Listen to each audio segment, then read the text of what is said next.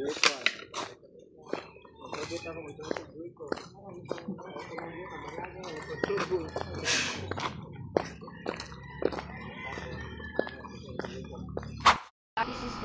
and we are here to ask about your experiences in life to better understand the factors that contribute to economic mobility.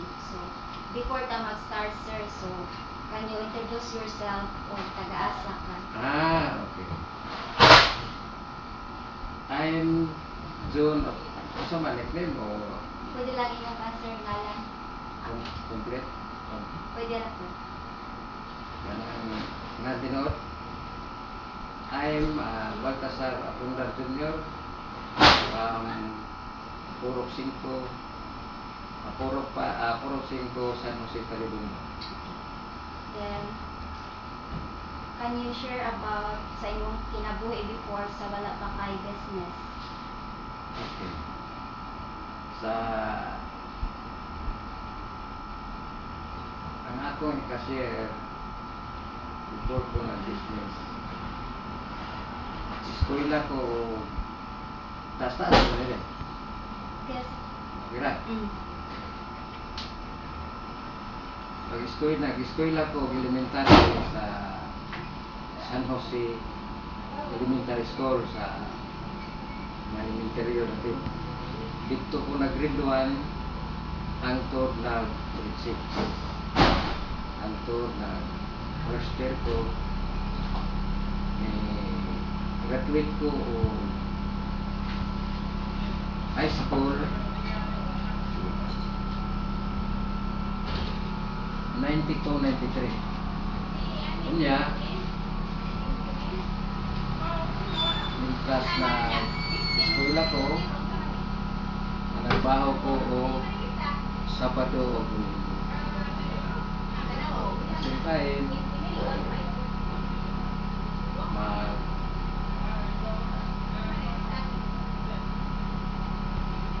eskwela for sale tanang kaugalingong suporta. Graduate ko og 1993 pagkahuman ilargag ko Cebu nanarbaho ko isip gwardiya. Kahuman nagwardya ko na 7 years sa Cebu. Pagkahuman yung isang gwardiya ang pulang ko sino mabastugon ang akong lawas nga wala sa problema ang tod nga ni kumit nagkasabot mi sa akong wife nga magminyo in 2000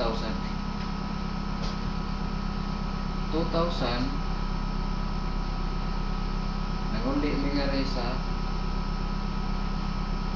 diri sa Talibon mao nagsugod ko negosyo sa 2000 na ami anak isa. So, nga daw nagdano man ka nga mag-business, sir? Nauna-una nako nga wala ko'y nauna-una nako nga dili ko magkapa-eskwela sa akong anak. Kung magwardya lang ko kay gamay ra magsweldo. So nataon-na gyud ko nga mauli ko diri sa Talibon kay magnegosyo ko og job integrators. So, what is your inspiration sa pagtukod ang nga business? Akong gipaningkamutan nga mo improve, nag-ampo sad ko before ko nag-start og negosyo. Nag-ampo ko niya nga hatagan ko niya panginabuhi nga makabuhi og isa ka pamilya, makatabang ko akong mga tao. Unya siguro mao ni iyang giandam nga negosyo jang siya para nako kay mao man gyud ako ang paningkamutan nga mo improve So, sa pagtukod sa negosyo, sir, need ba og educational background? Sa ako dili importante ang makahuman og eskwela. Sa ako ang part, wala gyud ko, only graduate high school ra gyud ko. So naningkamot lang ko nga ma-improve na akong negosyo sa tinamban nga pagi kay wala man gyud ko makahuman og college. Unya bagay mas maayo man gyud pod Nandito ba silang Kuya Dermay? ibato na ba. Mas maayo man gyud pod nga makahuman og eskwela kay makapili-pili ka og unsay imong gusto sa imong trabaho. Pero ang pag-asenso sa tao day dili gyud para nako, dili gyud nako ibase ang paghuman og eskwela. Ang importante gyud ang kakugi sa tao. Mao gyud na importante, mao na yawi para nga moasenso ka sa kinabuhi ang pagkugi. Kay daghan nga nakahuman og kurso nga wa sa katrabaho tungod sa iyang pagkatapulan. Mao na nga ako dili ko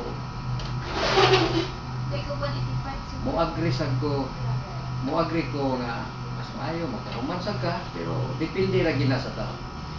Kay sa ako ang importante ang bukas Ginoo baskugon hatagan ka kaligtos panglawas, maka maayong una-una nimo, makaplano ka og unsay maayo. Mao gina. Ikaduha, ang imong kakugi mao na importante gyud para nga mo improve ta sa ato ang kinabuhi. So, nabay mga changes sa imong kinabuhi karon compare sa una, sir? Pagkakaroon ay siyempre ako sa una mag-uumar man gyud ko. Kaya nataw man gyud ko nga diris ang akong mga ginikanan pobre kayo. Antod nabangunan ako ang among kapobre, so nagkataon gyud ko sa tanang trabaho, tanang klase sa trabaho sa pag-uma. So mao nay ako ang nakatunan. So na-analyze nako nga dili gyud maayo ug maging-ani ta pirmi. So ang akong gihimo, ang focus Ginoo, natagang ko grasya, uban pagpaningkamot nako nakugi para nga masinso ta sa tuwang kinabuhi. Unsa ika-advise nimo sa mga negosyante nga bago pa lang nag-start sa ilang business? Ang akong ika-advise sa mga bago nga maghimo og plano nga magnegosyo, ang importante gyud una mag-ampo ka sa Ginoo, mao ba ni negosyoha ang para ako mao ba ni negosyoha ang para imong ihatag ako. Kay ang panginabuhi, ang negosyo o dili para imo mawala ra gyapon. Dili ka hatagan o encourage ba kung saon nimo pagpamagi. So ang ako advice, ang putas Ginoo, hatagan tagiyadaan. Pagkahuman ang pagdala sa mga tao, labi na nga negosyo o magkinahanglan o manpower. Thank you, sir, for sharing your experience, for leading us to make a documentary about your life. Okay, thank you.